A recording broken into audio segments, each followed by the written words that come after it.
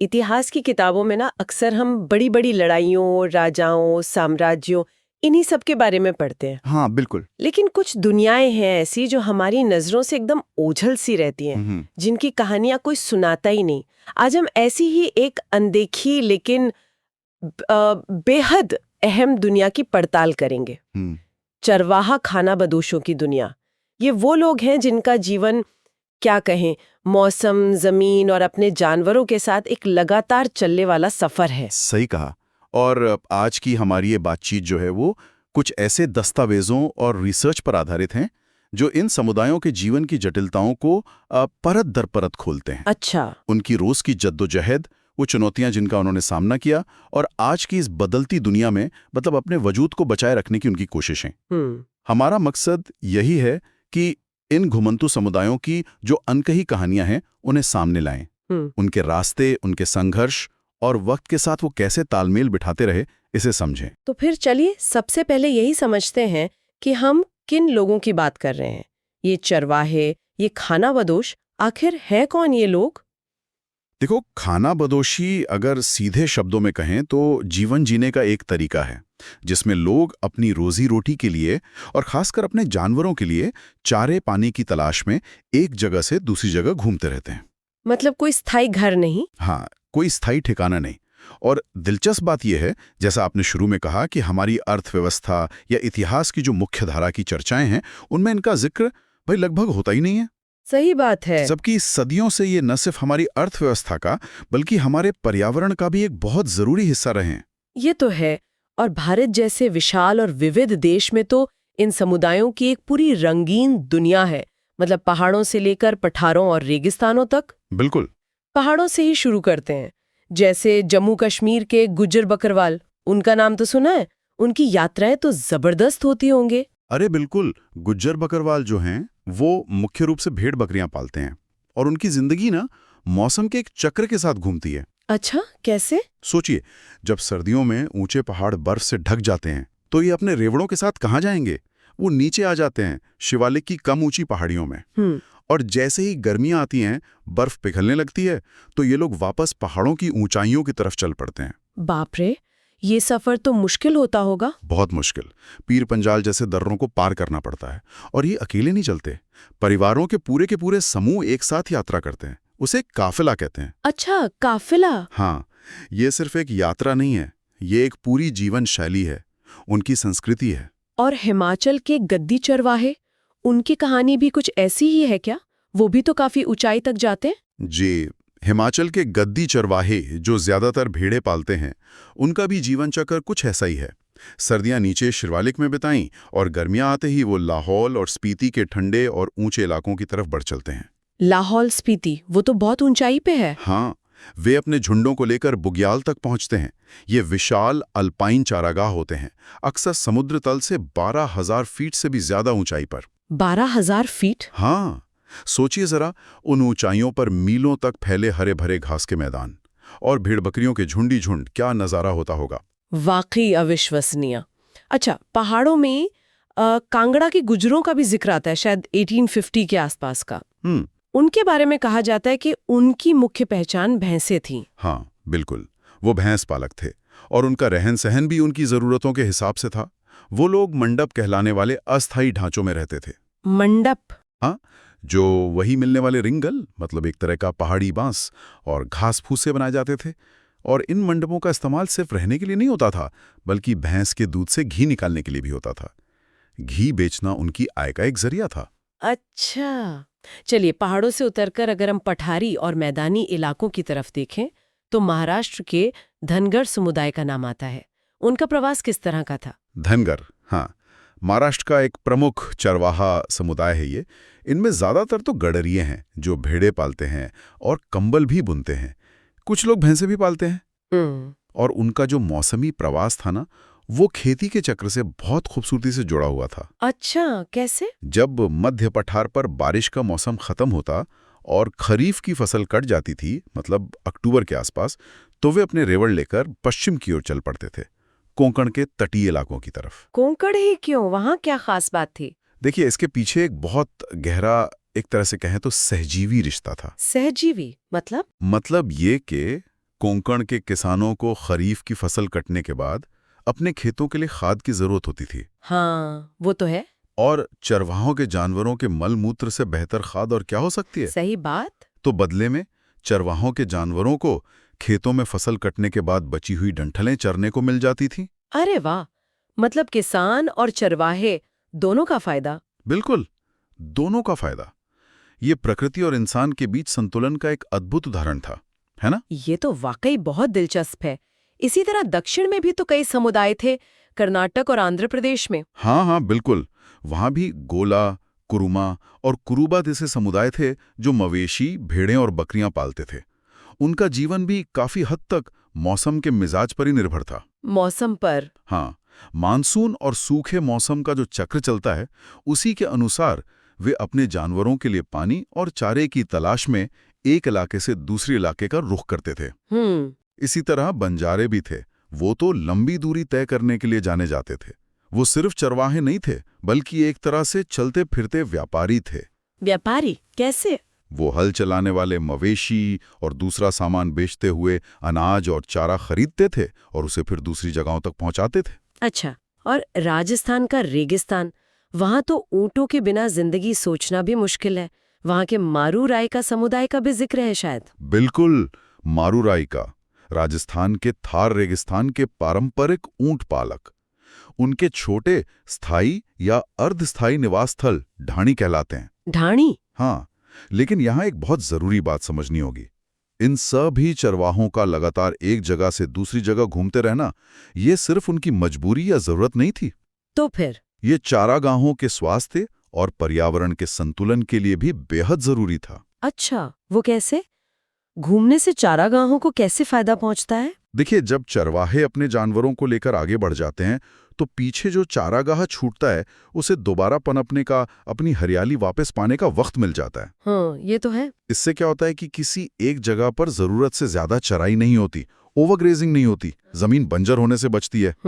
ये प्रकृति के साथ तालमेल बिठाने का, संसाधनों का सोच समझकर इस्तेमाल करने का एक सदियों पुराना टिकाऊ तरीका था। ये सिर्फ एक जगह से दूसरी जगह जाना नहीं था, बल्कि प्रकृति के साथ संतुलन साधने का एक गहरा ज्ञान था जो पीढ़ी दर पीढ़ी चला आ रहा था। एक टिकाऊ तरीका जो सदियों से चला आ रहा था।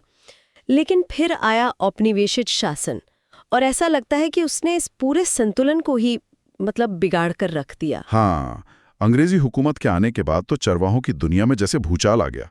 उनकी नीतियां, उनका नजरिया, वो इन घुमंतू समुदायों के जीवन जीने के तरीके से बिल्कुल अलग था। टकराव हुआ होगा फिर तो। हाँ, यहाँ असल में दो दुनिया है। वो अलग अलग सोच टकरा रही थी। एक तरफ थी प्रकृति के साथ संतुलन बनाकर जीने वाली वो खानाबदोश अर्थव्यवस्था, और दूसरी तरफ थी अंग्रेजों की वो सोच जो जमीन को सिर्फ लगान वसूलने और कच्चा माल पैदा करने का जरिया मानती थी। उन्होंने सबसे पहले चारागाहों पर नजर डाली, है ना? बिल्कुल। औपनिवेशिक सरकार ज्यादा से ज्यादा जमीन पर खेती करवाना चाहती थी। क्यों? ताकि भू राजस्व बढ़ाया जा सके और इंग्लैंड के कारखानों के लिए जरूरी कच्चा माल जैसे कपास और जूट उगाया जा सके। अच्छा। उनकी नजर में चारागाह तो बेकार जमीन थी जिसे खेती लायक बनाकर उपयोगी बनाया जाना था। नतीजा, धीरे धीरे चारागाह सिकुड़ते चले गए, उन्हें खेतों में बदला जाने लगा। और जंगलों का क्या हुआ? उन पर भी तो पाबंदियां लगाई गईं, वन अधिनियम वगैरह। हाँ, उन्होंने जंगलों को भी अपने नियंत्रण में लेना शुरू किया। जिन जंगलों में देवदार या साल जैसी कीमती लकड़ी होती थी, जो उस समय रेलवे स्लीपर और जहाज बनाने के लिए बहुत जरूरी थी, उन्हें आरक्षित वन यानी रिजर्व्ड फॉरेस्ट घोषित कर दिया। आरक्षित वन मतलब इन जंगलों में चरवाहों का आना जाना पूरी तरह बंद, नो एंट्री। कुछ दूसरे जंगलों को संरक्षित वन, प्रोटेक्टेड फॉरेस्ट बनाया गया। वहां चरवाहों को चराई के कुछ सीमित अधिकार तो दिए गए, लेकिन उनकी आवाजाही और गतिविधियों पर कड़ी निगरानी रखी जाती थी। परमिट वगैरह लेना पड़ता था। लेकिन अंग्रेज अधिकारियों को ऐसा क्यों लगता था कि चरने से जंगलों को नुकसान होता है, जबकि हमने अभी बात की कि चरवाहों का घूमना तो चारागाहों के लिए फायदेमंद था? ये वही नजरिए का फर्क था। औपनिवेशिक अधिकारियों का मानना था कि भेड़, बकरियां और दूसरे मवेशी जो हैं, वो जंगल के छोटे नए उग रहे पौधों और कोंपलों को खा जाते हैं या कुचल देते हैं। अच्छा। इससे नए पेड़ों का विकास रुक जाता है और जंगल को नुकसान पहुंचता है। वो जंगलों को सिर्फ इमारती लकड़ी के स्रोत के रूप में देखते थे, उस जटिल इकोसिस्टम के रूप में नहीं, जिसमें चराई भी एक भूमिका निभा सकती है। समझ गई। तो चारागाह कम हुए, जंगलों में जाने पर रोक लग गई। क्या उनकी आवाजाही पर भी कोई असर पड़ा, घूमने फिरने पर? बहुत गहरा असर पड़ा। अंग्रेज सरकार इन घुमंतू समुदायों को हमेशा शक की नजर से देखती थी। शक? क्यों? उन्हें लगता था कि ये लोग कानून व्यवस्था के लिए खतरा हैं, इन पर नजर रखना मुश्किल है और ये टैक्स देने से भी बचते हैं। इसी सोच का नतीजा था 1871 में लाया गया आपराधिक जनजाति अधिनियम, क्रिमिनल ट्राइब्स एक्ट। आपराधिक जनजाति, ये सुनने में ही कितना अजीब और कठोर लगता है। इसका मतलब क्या था इन समुदायों के लिए, उनकी रोजमर्रा की जिंदगी के लिए? यह एक बेहद दमनकारी कानून था। इसके तहत कई चरवाहा और दूसरे घुमंतू समुदायों को जन्मजात अपराधी घोषित कर दिया गया। जन्मजात अपराधी? सिर्फ इसलिए कि वो एक जगह टिककर नहीं रहते थे? हाँ, बिल्कुल। उन्हें कुछ तयशुदा गांव या बस्तियों में रहने के लिए मजबूर किया गया और उन्हें बिना सरकारी परमिट के उन नोटिफाइड इलाकों से बाहर जाने की इजाजत नहीं थी। बाप रे! सोचिए, उनकी आज़ादी पूरी तरह छीन ली गई। उनका पूरा जीवन पुलिस की निगरानी में आ गया। ये सिर्फ आवाजाही पर रोक नहीं थी, ये उनकी पहचान और उनकी गरिमा पर हमला था। और जाहिर है इन सब के साथ आर्थिक दबाव भी बढ़ा होगा उन पर। निश्चित रूप से। एक तरफ उनके चारागाह छिन रहे थे, दूसरी तरफ सरकार ने उनकी बची कुची आमदनी पर भी टैक्स लगा दिया। 19वीं सदी के मध्य से अंग्रेजों ने चराई कर, ग्रेजिंग टैक्स वसूलना शुरू कर दिया। चराई कर मतलब जानवरों को चराने पर भी टैक्स? हाँ, चरवाहों को अपने हर उस जानवर पर टैक्स देना पड़ता था जिसे वे चराते थे, और ये टैक्स ठेकेदारों के जरिए वसूला जाता था जो ज्यादा से ज्यादा पैसा ऐंठने की कोशिश करते थे। जुल्म होता था। हे भगवान! चारागाह कम, जंगलों में रोक, आने जाने पर पाबंदी और ऊपर से ये टैक्स। इससे तो उनकी कमर ही टूट गई होगी। बिल्कुल। हालत इतनी खराब हो गई थी कि 1928 में रॉयल कमीशन ऑन एग्रीकल्चर ने भी अपनी रिपोर्ट में ये माना कि चारागाह क्षेत्रों में भारी कमी के कारण पशुपालकों के लिए अब बड़े झुंड पालना मुमकिन नहीं रहा। इससे उनकी आमदनी घट गई है और वे कर्ज के बोझ तले दबते जा रहे हैं। और जो थोड़े बहुत चरागाह बचे भी थे, उन पर जानवरों का दबाव इतना बढ़ गया कि उनका बेतहाशा इस्तेमाल होने लगा और उनकी क्वालिटी भी तेजी से गिरने लगी। ये एक दुष्चक्र बन गया था। संक्षेप में कहें तो औपनिवेशिक नीतियों ने न सिर्फ चरवाहों से उनकी जमीन और जंगल छीने, बल्कि उनकी सामाजिक और आर्थिक व्यवस्था को भी तहस-नहस कर दिया, उन्हें हाशिए पर धकेल दिया। ये जो पैटर्न हमने भारत में देखा, जमीन छीनना, आवाजाही पर रोक, शक की निगाह से देखा जाना, क्या ये सिर्फ भारत तक ही सीमित था या दुनिया के दूसरे हिस्सों में भी चरवाहा समुदायों को ऐसी ही चुनौतियों का सामना करना पड़ा? जैसे अफ्रीका के मासाई समुदाय का अनुभव कैसा रहा? नहीं, ये पैटर्न सिर्फ भारत तक ही सीमित नहीं था। अफ्रीका में भी, जहां आज भी करोड़ों लोग चरवाही पर निर्भर हैं, औपनिवेशिक ताकतों ने कमोबेश यही तरीका अपनाया। अच्छा। पूर्वी अफ्रीका का मासाई समुदाय इसका एक बहुत अच्छा उदाहरण है। मासाई शब्द का अर्थ ही है मेरे लोग। वे पारंपरिक रूप से पशुपालक थे और उनकी एक मान्यता थी कि जमीन जोतना प्रकृति के खिलाफ है, क्योंकि ये जमीन को चराई के लायक नहीं छोड़ता। दिलचस्प मान्यता है। लेकिन फिर वहां भी यूरोपीय ताकतें पहुंची और जमीन का बंटवारा हुआ। हाँ, 1885 में यूरोपीय शक्तियों ने अफ्रीका का आपस में बंटवारा कर लिया और मासाई लोगों की जमीन, जिसे मासाई लैंड कहा जाता था, वो 2 हिस्सों में बंट गई। एक हिस्सा ब्रिटिश केन्या के कब्जे में आया और दूसरा जर्मन टांगानिका के, जो बाद में तंजानिया बना। और इसका नतीजा ये हुआ कि मासाई लोगों ने अपनी लगभग 60% पारंपरिक जमीन खो दी। 60%? ये तो बहुत बड़ा नुकसान है। उनकी सबसे अच्छी जमीनों का क्या हुआ फिर? उनकी सबसे उपजाऊ और बेहतरीन चारागाहों वाली जमीनों को या तो गोरे बाशिंदों, व्हाइट सेटलर्स को बसाने के लिए ले लिया गया, या फिर उन्हें शिकारगाह, गेम रिजर्व्स बना दिया गया, जैसे कि आज का मशहूर सेरेंगेटी नेशनल पार्क। सेरेंगेटी, वो पहले मसाइयों की जमीन थी। हाँ, ये विडंबना देखिए कि जिस जमीन पर मसाई सदियों से अपने जानवरों को चराते आए थे, उसे वन्य जीवन के संरक्षण के नाम पर उनसे छीन लिया गया। और भारत की तरह उनकी आवाजाही पर भी रोक लगा दी गई। बिल्कुल वही कहानी दोहराई गई। मसाई लोगों को भी खास तौर पर बनाए गए रिजर्व या भंडारों तक सीमित कर दिया गया। रिजर्व? हाँ, उन्हें बिना परमिट के इन रिजर्व से बाहर निकलने की इजाजत नहीं थी। यहां भी औपनिवेशिक अधिकारी उन्हें खतरनाक, जंगली और अविश्वसनीय मानते थे, जिन पर काबू रखना जरूरी था।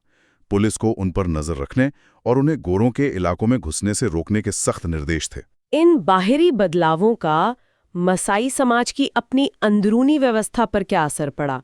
पहले उनका समाज कैसे चलता था? देखिए, औपनिवेशिक काल से पहले मासाई समाज में सत्ता और जिम्मेदारियां मोटे तौर पर दो समूहों में बटी थीं। एक थे बुजुर्ग या वरिष्ठ एल्डर्स, जी, जो समुदाय के मामलों पर सलाह मशवरा करते थे, फैसले लेते थे और आपसी झगड़े सुलझाते थे।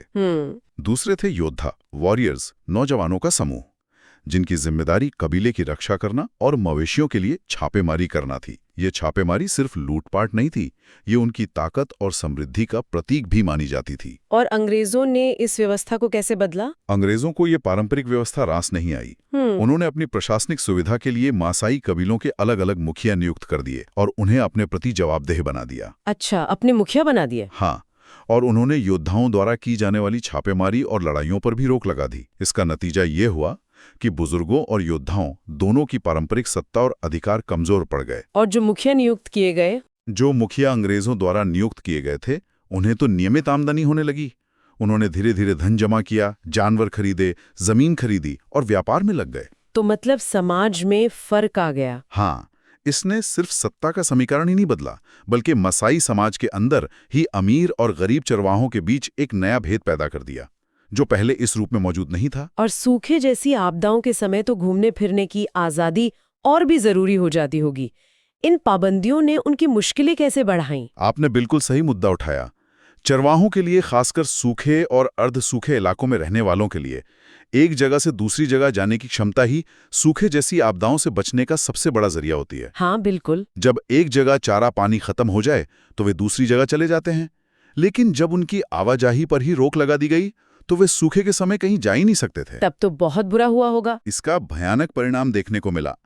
1933 और 1934 के भयंकर सूखे के दौरान केन्या के मसाई रिजर्व में आधे से ज्यादा मवेशी मारे गए, चारे पानी की कमी और बीमारियों के कारण। आधे से ज्यादा? हाँ। इसी तरह नामीबिया में काउकोलैंड के चरवाहों ने शिकायत की थी कि नई सीमाओं ने उन्हें पारंपरिक रूप से सूखे के समय इस्तेमाल होने वाले पड़ोसी ओवाम्बुलैंड के चारागाहों तक जाने से रोक दिया है। ये पाबंदियां उनके लिए मौत का फरमान साबित हुईं। इतनी सारी बंदिशें, जमीन का छिन जाना, पारंपरिक तरीकों पर हमला, इन सब के बावजूद ये समुदाय कैसे टिके रहे? मतलब उन्होंने बदलते वक्त के साथ खुद को कैसे ढाला? कुछ तो किया होगा उन्होंने। अरे, चरवाहा समुदाय बहुत जुझारू और लचीले होते हैं। उन्होंने हार नहीं मानी, उन्होंने बदलते हालात के हिसाब से खुद को ढालने की कोशिश की। जैसे? कई लोगों ने अपने आने जाने के पारंपरिक रास्ते बदल दिए, नए चारागाहों की तलाश की। कुछ ने चारागाहों की कमी को देखते हुए अपने मवेशियों की संख्या कम कर ली। समझदारी दिखाई। कई जगहों पर उन्होंने एकजुट होकर अपने अधिकारों के लिए, चराई के हक और दूसरी सुविधाओं के लिए सरकार पर दबाव भी बनाया, आवाज उठाई। और कुछ लोग बस भी गए होंगे। हाँ, कुछ जो आर्थिक रूप से थोड़े बेहतर थे, उन्होंने जमीन खरीदकर एक जगह बसना और खेती या व्यापार करना शुरू कर दिया। मतलब रास्ते निकाले। भारत में 1947 में आजादी और बंटवारे के बाद भी तो एक नई चुनौती खड़ी हुई होगी इनके सामने। हाँ, बिल्कुल। भारत और पाकिस्तान के बीच नई सीमा खिंच जाने से राजस्थान के रायका, ऊंट और भेड़ पालकों के लिए एक बड़ी समस्या खड़ी हो गई। कैसे? वे पारंपरिक रूप से अपने जानवरों को चराने के लिए सिंध के इलाकों तक जाते थे, जो अब पाकिस्तान का हिस्सा बन गया था। बंटवारे ने उनके सदियों पुराने रास्ते को रातों रात बंद कर दिया। उन्हें नए रास्ते और नए चारागाह खोजने पड़े। ओह, एक और मुसीबत। लेकिन आज इतने सालों बाद क्या इन चरवाहा जीवन शैलियों को देखने का नजरिया कुछ बदला है? क्या दुनिया अब उनके महत्व को समझ रही है? हाँ, और ये एक बहुत ही सकारात्मक और जरूरी बदलाव है। अब दुनिया भर में कई पर्यावरणविद, वैज्ञानिक और अर्थशास्त्री इस बात को मान रहे हैं कि कई पहाड़ी और शुष्क या अर्धशुष्क क्षेत्रों में, जहां स्थायी खेती बहुत मुश्किल या हानिकारक हो सकती है, हाँ, वहां चरवाहा खानाबदोशी असल में पर्यावरण के लिहाज से जीने का सबसे टिकाऊ और व्यवहार्य तरीका है। टिकाऊ तरीका? हाँ, सस्टेनेबल। वे सीमित संसाधनों का इस्तेमाल प्रकृति के चक्र के साथ तालमेल बिठाकर करते हैं, जो आज के क्लाइमेट चेंज के दौर में और भी ज्यादा प्रासंगिक और भी ज्यादा रिलेवेंट हो गया है। तो अगर हम आज की इस पूरी चर्चा को समेटें तो ये साफ है कि चरवाहा खानाबदोशों की दुनिया चुनौतियों से भरी रही है। औपनिवेशिक नीतियों ने उनके जीवन जीने के तरीके, उनकी जमीन, उनकी आवाजाही, सब पर गहरा आघात किया। बिल्कुल। ये सिर्फ नीतियों का टकराव नहीं था, बल्कि जीवन को देखने के दो बिल्कुल अलग नजरियों का टकराव था। सही कहा। लेकिन इन तमाम मुश्किलों के बावजूद इन समुदायों ने गजब का लचीलापन दिखाया है और अपनी पहचान, अपनी संस्कृति को बचाए रखा है। बिल्कुल। और अब धीरे धीरे ही सही, दुनिया उनके पारंपरिक ज्ञान और उनकी टिकाऊ जीवन शैली के महत्व को पहचान रही है। बिल्कुल सही कहा आपने। उनकी कहानियां सिर्फ अतीत का दस्तावेज नहीं हैं, उनमें भविष्य के लिए भी गहरे सबक छिपे हैं। वे हमें याद दिलाते हैं कि विकास का कोई एक तयशुदा रास्ता नहीं होता और प्रकृति के साथ संतुलन बनाकर जीना आज भी उतना ही महत्वपूर्ण है, शायद पहले से भी ज्यादा। और यहीं पर हम अपने सुनने वालों के लिए एक सवाल छोड़ जाते हैं। आज जब दुनिया इतनी तेजी से बदल रही है, शहर फैल रहे हैं, जमीन पर दबाव बढ़ रहा है और जलवायु परिवर्तन एक हकीकत है, हाँ। तो क्या इन चरवाहा समुदायों के सदियों पुराने ज्ञान, उनकी इस टिकाऊ जीवन शैली के लिए कोई जगह बची है? क्या आधुनिक समाज उनके अनुभवों से कुछ सीख सकता है, या वे सिर्फ इतिहास के पन्नों में सिमट कर रह जाएंगे? सोचिएगा जरूर।